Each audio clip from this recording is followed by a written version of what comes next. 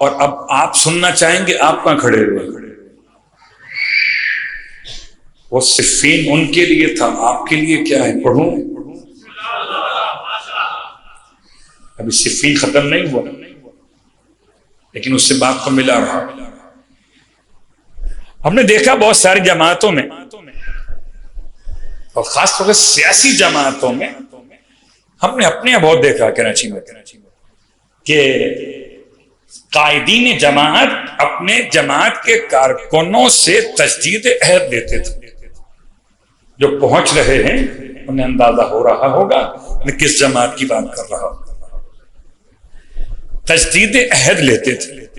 میں سوچتا تھا کہ تجدید عہد اگر یہ دنیا والے لیں تو کارکن جمع ہو جاتے تھے۔ امام جعفر صادق علیہ السلام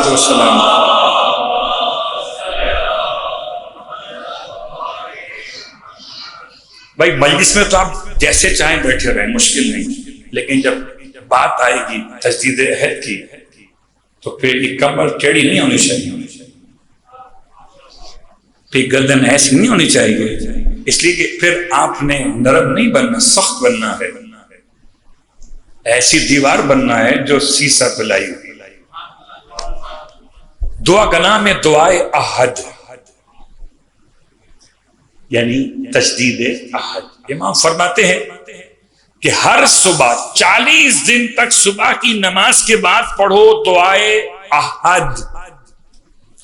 اپنے زمانے کے امام سے تجدید عہد کرو 40 دن تک، 40 دن تک، 40 دن صبح کی نماز کے بعد پڑھو۔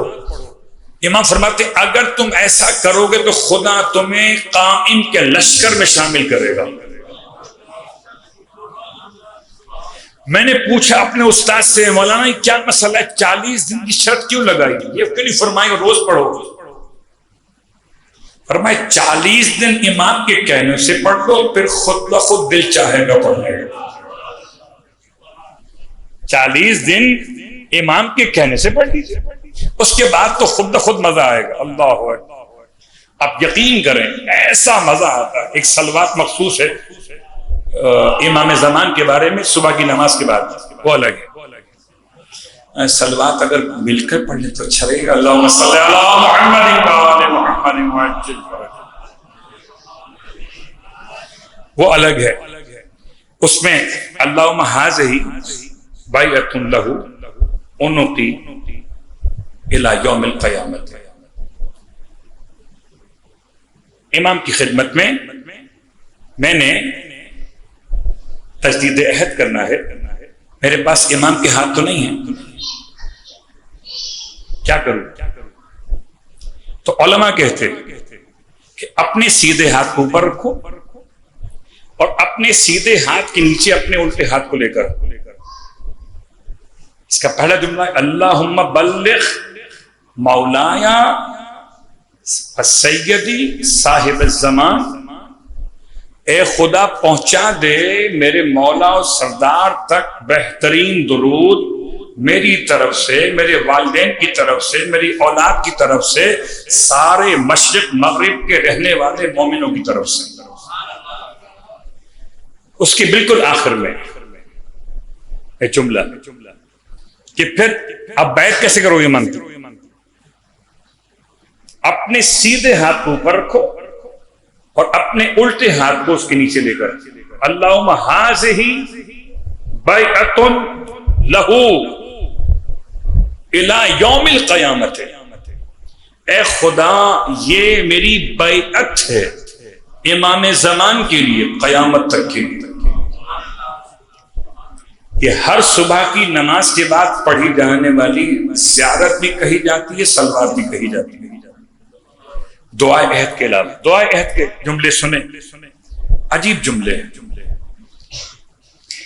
کہتے ہیں مولا سے، مولا فرماتے ہیں اللہ سے ایسے کہو اللہم ان حال بینی و بینہ الموت، اے خدا اے خدا اے خدا اگر میں مر گیا، امام زمان کے آنے سے پہلے مر گیا، ان حال بینی و بینہ الموت، اگر میرے اور امام کی آمد کے بیچ میں حائل ہو گئی موت، الذی جعلتہ علی عبادک حتما مقضیا، وہ موت کے جو تو نے اپنے بندوں پر حتمی فیصلہ قرار دی. فاخرجنی من قبری، تو مجھے میری قبر سے نکال لینا، میں تو سو ہی رہا ہوں ان کے انتظار میں، جگہ لینا. ارے اگر اصحاب کہف غار میں سو سکتے ہیں تو ان کو اٹھائے گا تو میں قبر میں سو مجھے اٹھا لینا، اور مجلس میں سو جاؤں تو اٹھا لینا. سلوات پڑھے محمد والے.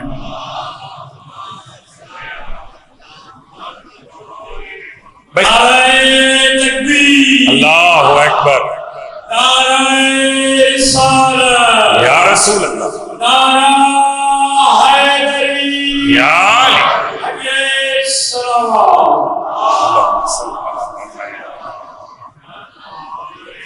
فاخرجنی من قبری، اے خدا مجھے میری قبر سے اٹھانا. کیسے اٹھانا؟ معتذرن کفنی، ایسے اٹھانا کہ میرے پاس لباس بدلنے کا ٹائم نہیں ہوگا.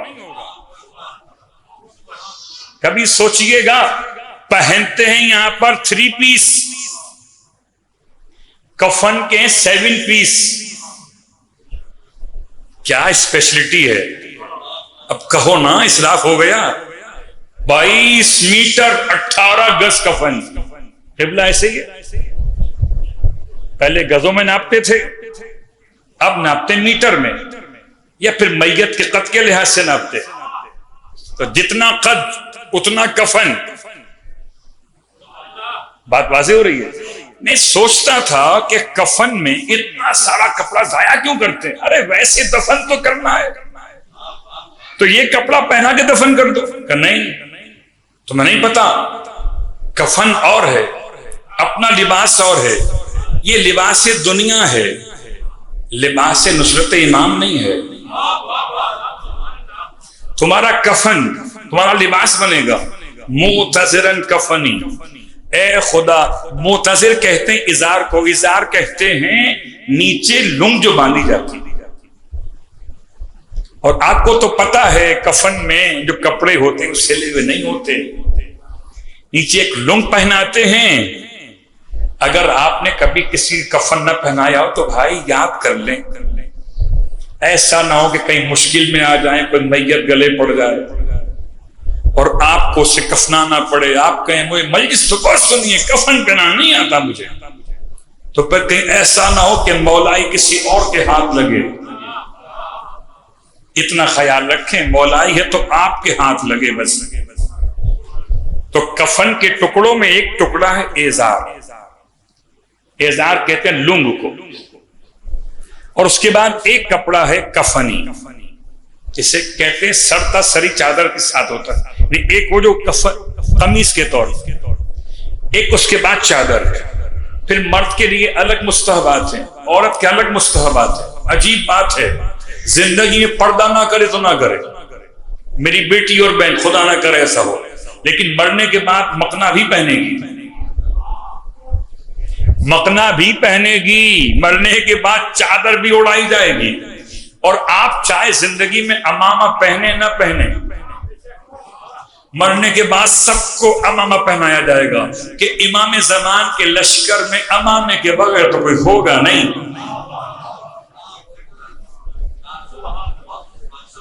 جا کے دیکھ لیجئے گا، کفن کے مستحبات میں امامہ نہ ہو تو مجھ سے پوچھیے. سلوات پڑھے محمد وآل محمد.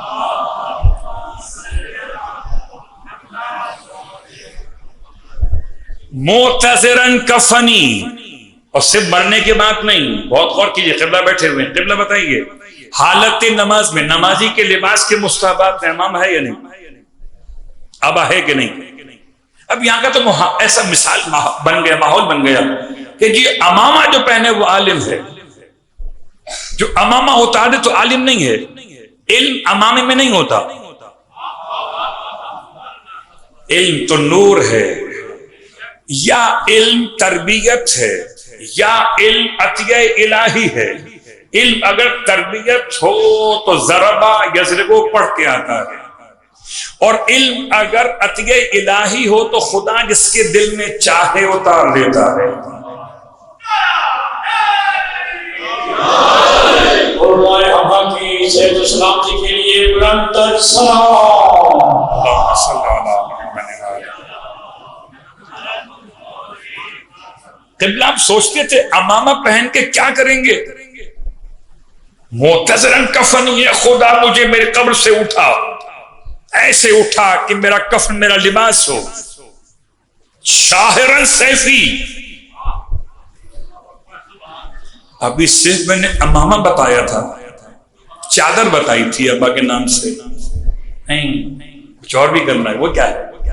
شاہراً سیفی، میری تلوار، میری تلوار۔ تم کیا قبر میں ساتھ لے گئے تھے؟ کیا قبر میں تلوار ساتھ لے گئے تھے؟ نہیں۔ پھر کیوں کہتے ہیں مولا کہو کہ شاہراً سیفی، میری تلوار چمک رہی ہو، نیام سے باہر ہو، شاہر نیام سے باہر ہو۔ تو کوئی تلوار ساتھ میں تھی کہ نہیں تھی؟ یار بھائی یہ ذوالفقار حیدری کا نیا نعرہ، یہ تو ہلکا لگایا آپ نے، نعرہ حیدری۔ تلوار پہ اگر دھار کمزور ہو تو مزہ نہیں آتا۔ بات واضح ہو رہی ہے؟ انجمن کی بات کر رہا ہوں، قبلہ آپ کی نہیں۔ انجمن ذوالفقار حیدری، تو ذوالفقار تو حیدری ہے، آپ کی تلوار کون سی ہے؟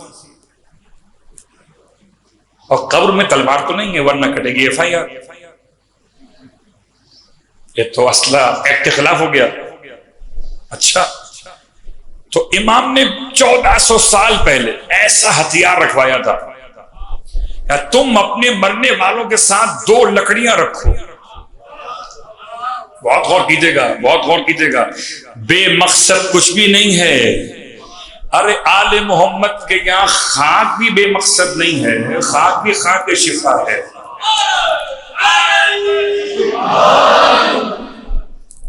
تو جی عبداللہ ایک صحابی گزرے اللہ کے رسول کے، احد کے میدان کا واقعہ لوگ بیان کرتے ہیں، ہو سکتا ہے کسی اور میدان کا ہو، لیکن ہیں عبداللہ، لڑ رہے تھے بیچارے اللہ کے رسول کی محبت میں، لڑتے لڑتے آپ کی تلوار ٹوٹ گئی۔ تلوار ٹوٹتی تھی، یاد رکھیے گا، انہی کی جو لڑتے تھے۔ کتابیں میلی انہی کی ہوتی ہیں جو پڑھتے ہیں۔ سمجھ رہے ہیں نا قبلہ؟ بات واضح ہو رہی ہے؟ تو جی تلوار ٹوٹ گئی لڑتے لڑتے۔ اب تلوار کہاں سے لائیں؟ ایکسٹرا اسلحہ پیغمبر کے پاس نہیں ہوتا تھا کہ ڈپو بنائے ہوں باقاعدہ، یہاں جمع کیا اسلحہ اور لے کے آؤ اور نکل کے لے آؤ، ایسا نہیں ہوتا۔ اللہ کے رسول نے اپنے صحابی کا مسئلہ حل کیا کیا آپ نے؟ زمین سے پڑی ہوئی ایک لکڑی اٹھائی اور لکڑی اٹھا کے اپنے صحابی کو دی، پیغمبر کے ہاتھ میں آئی، لکڑی تلوار بن گئی۔ صحابی کو تلوار چاہیے تھی، تلوار نہیں تھی، ٹوٹ گئی تھی، پیغمبر نے لکڑی اٹھائی، وہ تلوار بن گئی۔ بہت غور کیجیے گا، اگر عبداللہ کے لیے اول محمد کی محبت میں لکڑی تلوار بن سکتی ہے تو آج کے مومن کے لیے آخر محمد کی محبت میں لکڑی تلوار بن سکتی ہے۔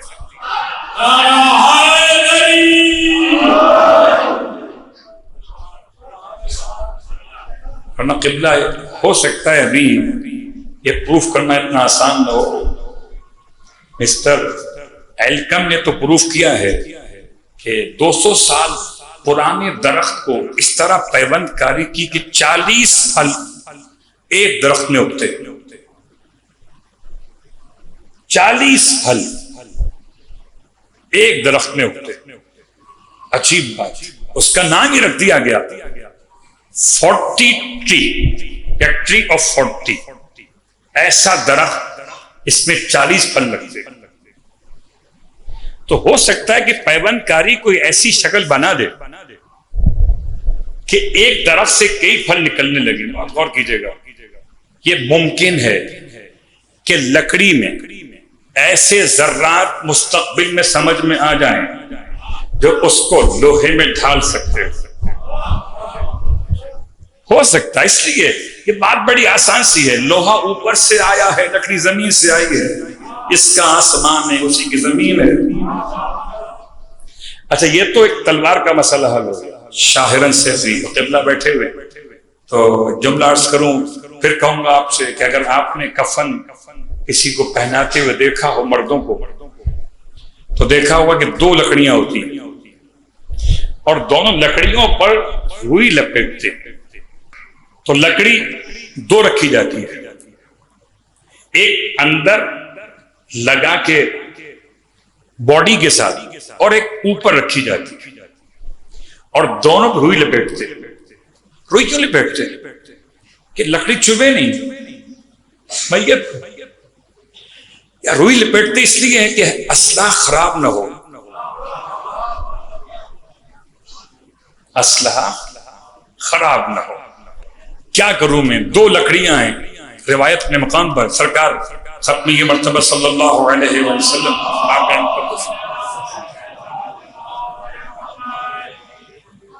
آپ وہیں سے گزر رہے تھے، کسی قبر سے فریاد کی آواز سنی، آپ نے اپنے اصحاب کو روکا، فرمایا لکڑی توڑ کے لاؤ۔ لکڑی منگوائی، اس سے دو حصے کیے، ایک سرہانے گاڑ دیا قبر کے، ایک پاتین گاڑ، آواز آنا بند ہو۔ یا رسول اللہ کیا کیا کہ جب تک یہ لکڑی سرسبز رہے گی تب تک عذاب نہیں ہوگا، اس لیے روئی لپیٹتے ہیں کہ تازہ رہے گی تو عذاب نہیں ہوگا۔ جب عذاب نہیں ہوگا تو اس کا فائدہ اٹھے گا، تو تلوار تازہ ہوگی تو اس کا فائدہ اس لیے جائے گا۔ شاہرن سیفی مجردن قناتی، اور اے خدا میرے نیزے کی نوک چمکتی ہوئی ہو، تو دو ہتھیار چاہیے اور دونوں قبر کے اندر ہیں۔ اب یہ خدا کا مسئلہ، کس کو تلوار بنائے، کس کو نیزہ بنائے۔ اور اسی دعا میں آپ کو وہاں لے کے پہنچنا چاہتا تھا۔ آئیے، وجعلنی، خدا مجھے کیا بنائے، امام کے انصار بنائے، امام کا شیعہ بنائے، امام کا اتباع کرنے والا بنائے۔ وجعلنی من المستشہدین بین یدی، اور مجھے قرار دے امام کے خدمت میں شہید ہونے والوں میں سے۔